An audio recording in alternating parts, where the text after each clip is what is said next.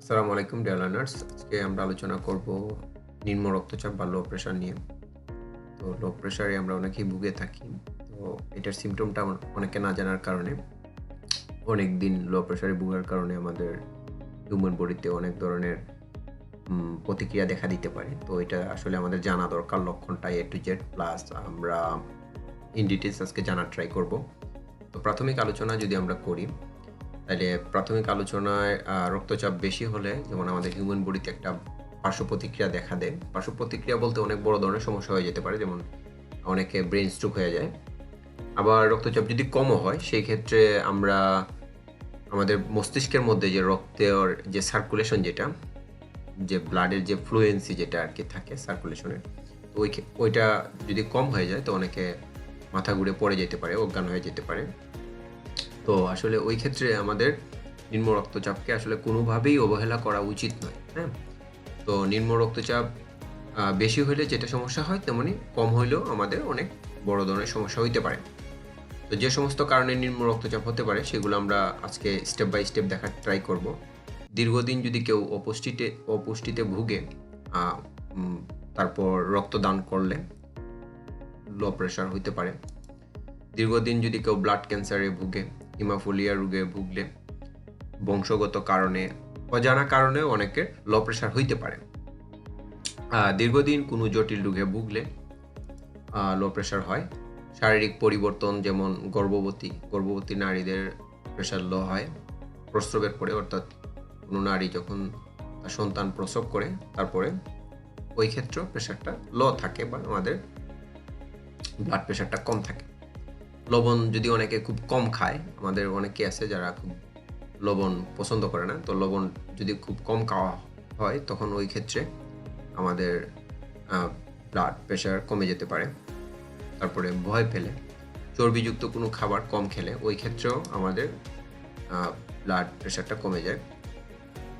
অন্য যে কোনো রোগের কারণে, যেমন পাতলা পায়খানা যদি অনেকের ডিসেন্ট্রি হয় অনেক দিনে অনেকবার, ওই ক্ষেত্রে প্রেশারটা লো হয়।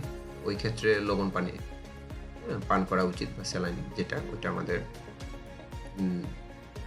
প্রতিবার মানে ওয়াশরুম থেকে আসার পর হাফ গ্লাস বা একটা নির্দিষ্ট পরিমাণ আমাদের ওই স্যালাইনটা খাইতে হবে, যাতে আমাদের প্রেশারটা লো না হয়।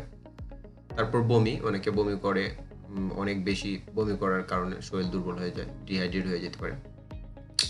রক্তক্ষরণ, শরীর থেকে যদি রক্তক্ষরণ হয় বা ব্লিডিং হয় ওই ক্ষেত্রেও প্রেশার লো হয়ে যেতে পারে, শরীর থেকে পানি বা ইলেকট্রোলাইট কমে গেলে, বা এটা ডিহাইড্রেশনও বলা যায় আর কি একরকম। বহুমূত্র বা অন্য যে কোনো রোগের কারণে রক্তে সুগারের পরিমাণ যদি কমে যায়, ডিহাইড্রেশনের কারণে, ডিহাইড্রেশন বিষয়টা আমি একটু বলি। আমরা অনেকেই আছে খুব বেশি পরিশ্রম করি আর পানির পরিমাণ আমরা খুব কম পান করার কারণে আমাদের যে বডির যে একটা নির্দিষ্ট পরিমাণ প্রতিদিন পানির দরকার, বা একটু বেশি যে পরিমাণ পরিশ্রম করার জন্য যতটুকু পরিমাণ পানির দরকার সেটা আমরা যদি পান না করি, তাহলে ওই ক্ষেত্রে আমরা ডিহাইড্রেট হয়ে যেতে পারি। ডিহাইড্রেট হলে আমরা অজ্ঞান হয়ে যেতে পারি অনেক সময়ের জন্য। সো এই জিনিসটা মাথায় রাখা দরকার, ওই ক্ষেত্রে আবার আমাদের প্রেশার লো হয়ে যায়। এছাড়াও আরও অনেকগুলো কারণ আছে যেসব কারণে রক্তের প্রেশার স্বাভাবিক মানের চেয়ে কমে যেতে পারে, সেগুলো নিয়ে আমরা বিস্তারিত আলোচনা করব। তো লো প্রেশারের যদি আমরা স্পেসিফিক্যালি যদি একটা সংজ্ঞা বলি, যে কিছু বেসিক্যালি আমরা আলোচনা করব, নিচে কয়েকটা লক্ষণ আমরা নিয়ে আসব। তো ওইসব লক্ষণ যদি আমরা আমাদের হিউম্যান বডিতে আমরা যদি দেখি বা ফলো আপ করি যে এরকম প্রতিক্রিয়া আমাদের হিউম্যান বডিতে দেখা যাচ্ছে, তো ওই ক্ষেত্রে আমরা মনে করব যে আমাদের লো প্রেশার বা রক্তচাপটা কমে গেছে, বা আমরা নিম্ন রক্তচাপে ভুগতেছি। তো নিম্ন রক্তচাপের অনেকগুলো লক্ষণ আছে, যেমন গাড়ের শিরায় বা বেইনে ব্যথা থাকবে, অনেক পেইন থাকবে, মাথা ঘুরাবে, মানে কোনো একটা জায়গায় মনে করেন যে বসে আছেন অনেকক্ষণ সময়, তারপর যখন আপনি দাঁড়াইলেন, হাঁটতে গেছেন, তখন আপনার মাথা এক পাশ দিয়ে কাত হয়ে যেতে পারে। কাত হয়ে যাওয়া মানে হেলে যাওয়া আর কি, এরকম হয়ে যেতে পারে। আর রুগী যে পেশেন্ট যে থাকবে লো প্রেশারে, তার শারীরিকভাবে সে খুবই দুর্বল হবে। হ্যাঁ, অনেক মোটাও হইতে পারে এবং চিকনও হইতে পারে। তো শুয়ে থাকতে খুব বেশি আরাম বোধ করবে। এইসব লক্ষণ সহ আরও অনেকগুলো লক্ষণ আছে। আমরা রুগী খুব বেশি ঘুমপ্রিয়, মানে ঘুমাবে, কারণ সে যেহেতু খুবই দুর্বল থাকবে, তার ঘুমের চাহিদা বেশি থাকবে, খাবারের চাহিদাও তার বেশি থাকবে। বিছানা থেকে উঠতে কষ্ট হবে, কারণ যখন সে বিছানা থেকে উঠে দাঁড়াতে যাবে তখন ওই ক্ষেত্রে তার মাথা ঘুরবে, বা যখন বসতে যাবে তখনও তার মাথা ঘুরার ওইটা লক্ষণটা দেখা দিবে। হাঁটতে কষ্ট হবে, স্বাভাবিক কাজকর্মে সে দুর্বলতা অনুভব করবে, মাথা ঘুরে পড়ে যাওয়ার ইতিহাস থাকবে। মানে মাথা ঘুরে পড়ে যাওয়ার ইতিহাস এটা আসলে সবার যে হয় এরকম না। বেসিক্যালি সবচেয়ে বেশি যে লক্ষণটা দেখা যায় আর কি সেটা হলো যে আমাদের যে নেক পেইন থাকে, তো এটা আমরা খুব বেশি অবহেলা করি আর কি। তো আসলে এরকম অবহেলা করা উচিত না। রোগী বেশি শুকনা বা মোটা হতে পারে, সায়ানোসিস থাকবে, এইসব লক্ষণ সহ আরও অনেকগুলো লক্ষণ থাকতে পারে।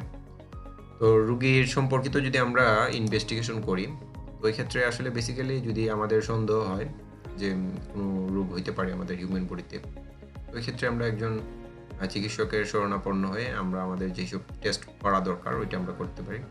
প্লাস আমরা পাশাপাশি যদি সিবিসি টেস্টটা করি, হ্যাঁ, কমপ্লিট ব্লাড কাউন্ট, ওইটার হিমোগ্লোবিনের পরিমাণ জানলে আমরা বুঝতে পারবো যে আমাদের যে শরীরের মধ্যে যে পরিমাণ হিমোগ্লোবিন থাকা দরকার ওইটার মানে এভারেজ যে রেফারেন্স ভ্যালুটা ওইটা ঠিক আছে কিনা। ওকে, তারপর আমরা মানে কেউ যদি লো প্রেশারে ভুগে থাকেন তাদের জন্য যেসব উপদেশ আর কি, উপদেশ না বেসিক্যালি যেটা মেনটেন করে চলা উচিত আর কি। স্বাভাবিক সব ধরনের খাবার খাবে, পূর্ণ বিশ্রাম নেওয়া লাগবে, নিয়মিত খাবার, স্যালাইন খাবে। অন্য কোনো রোগ থাকলে তার জন্য চিকিৎসা নিতে হবে, কারণ আমরা দেখছি যে অন্য কোনো রোগের কারণে লো প্রেশার হয়ে যেতে পারে, প্রেশার লো হয়ে যেতে পারে। চর্বি লবণযুক্ত খাবার বেশি খাবে, খাবারের লবণ বেশি খাবে। এইসব লক্ষণ মানে এইসব কিছু যদি মেনটেন করা যায় তাহলে আশা করা যায় যে লো প্রেশার থেকে রিকভার করা যাবে আর কি। তো আজকের টিউটোরিয়াল এই পর্যন্ত। আর আমার টিউটোরিয়ালটা যদি আপনাদের ভালো লাগে অবশ্যই আমার চ্যানেলটি সাবস্ক্রাইব করবেন আর পাশে থাকা বেল আইকনটি ক্লিক করবেন যাতে নিয়মিত আপডেট পান। আর লাইক, কমেন্ট এবং শেয়ার করবেন। ধন্যবাদ, ভালো থাকুন, আসসালামু আলাইকুম।